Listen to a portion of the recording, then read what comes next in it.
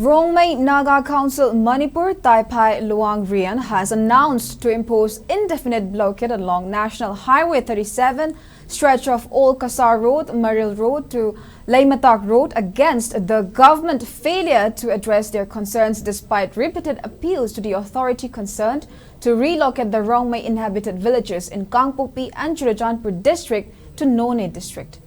According to a press release issued by the council, it is claimed that the council have repeatedly appealed to the authority concerned to reorganize administrative jurisdiction under None district. However, the government has failed to address the issue. The statement further claimed that the Rongmei community has been experiencing discrimination and harassment during document retrieval processes. In response to the failure of government, the council resolved to impose indefinite bandh along the three road until their demands are met. It is said that the bandh will not disrupt essential services such as medical, water supply, media, examination and electricity.